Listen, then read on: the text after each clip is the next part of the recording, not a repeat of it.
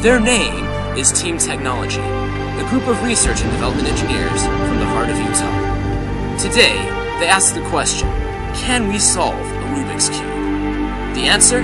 Well, you might find it quite a surprise. Today we take an inside look at Team Technology.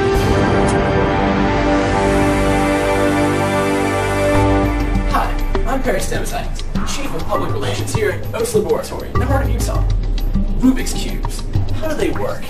You know, it's funny, as a kid I've tried to solve it, but I've just never been able to. There's got to be a method to the madness. How? You know, Barry, it's funny you should ask. We're actually working on a project right now that does that very thing. Codenamed Reptar. You see, we're using Lego Mindstorm technology and infusing with MATLAB, and we're getting some results that are, you know, they're pretty good, and it's actually a little bit more simple than you think. Really? Yeah. Well, can we take a look? Yeah, let's do it. All right, right on.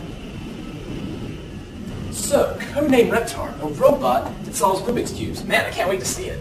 Hey, were you guys talking about codename Reptar? Oh, yeah. Dude, I was totally working on the flowchart for that. Really? Could you tell me more about it? Oh yeah, totally. See, the flowchart outlines what you should put into MATLAB. MATLAB is a program that you can write functions in. Right. And these functions will turn the faces of the cube. The functions will, yeah, exactly. The functions will tell the motor which way to turn, and it will also tell the motor which way to flip the cube, and how many times to flip the cube.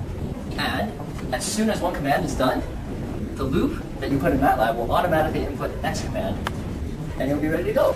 Wow. When it cycles through all the commands, it will finally finish, and then you have a solved cube on your hands.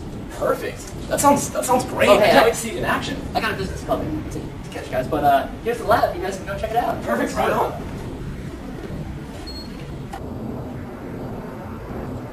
So this is the lab. This is where the magic happens. Wow, I can't wait to see it all go down. Whoa! Whoa. Glad I had these on.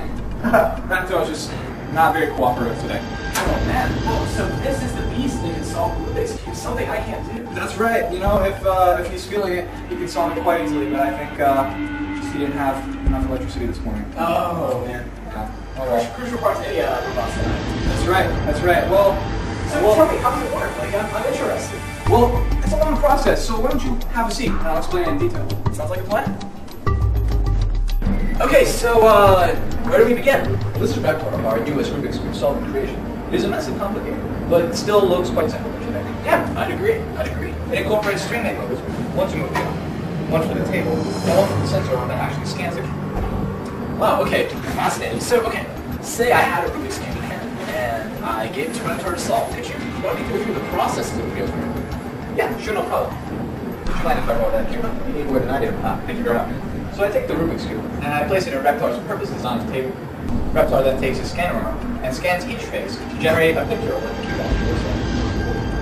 After generating a solution for solving the cube, Reptar can do a few things.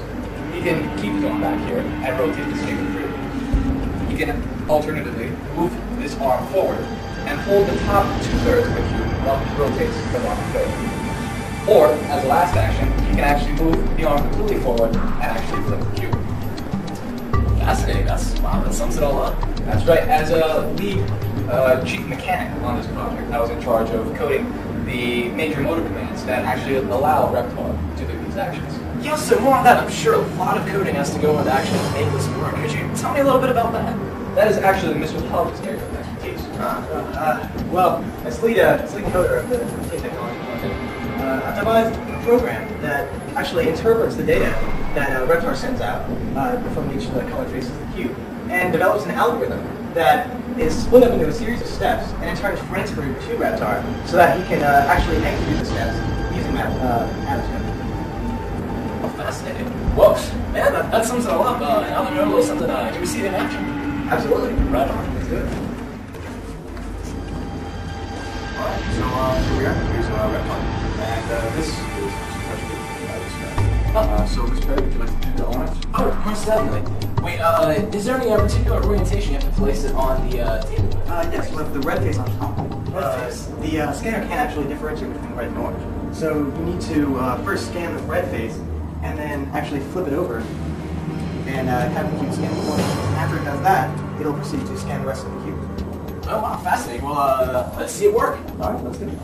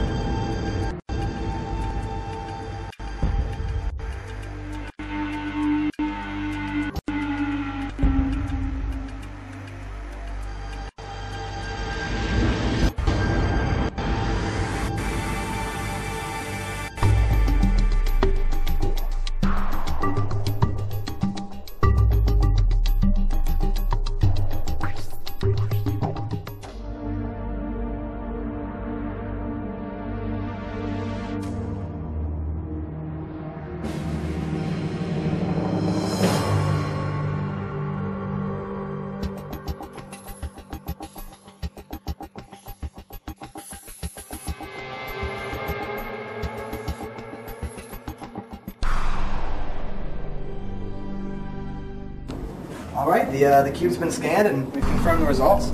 All that's left to do is let Reptar solve it. So here we go.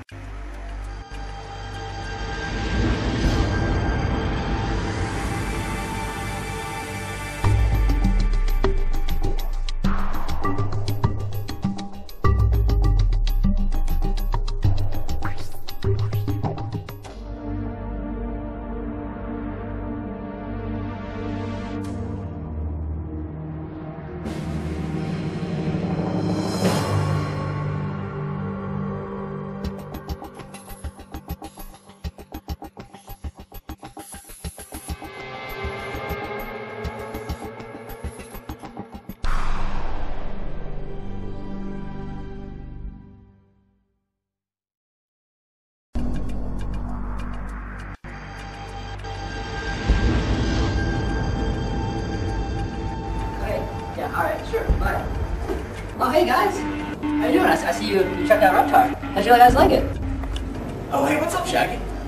Great work, by the way. Reptar, fantastic job. I have one question for you. Would you mind answering? Oh, sure. Okay, so I noticed while Reptar was solving the Rubik's Cube, it seemed like it was like flipping the cube a few more times than necessary to actually get to where it needed to go. So I was wondering, what's the reasoning behind that? Well, you see, in MATLAB, in order to streamline the code, we reuse the same rotating function more than once. So, first of all, the cube needs to be reset to its original position. So, however many C flips we did in the beginning, we need to do those flips again at the end of the rotation. Also, because we reuse some rotation functions to streamline our code, that means we need to add more C flips so that we can rotate it to the correct face that we did before. Oh, gotcha. Does that answer your question? Dude, crystal clear. I think that's all I needed. Well, I may not be able to solve Rubik's Cube, but I sure have a buddy that can. I'm here to sabotage this not your team technology update.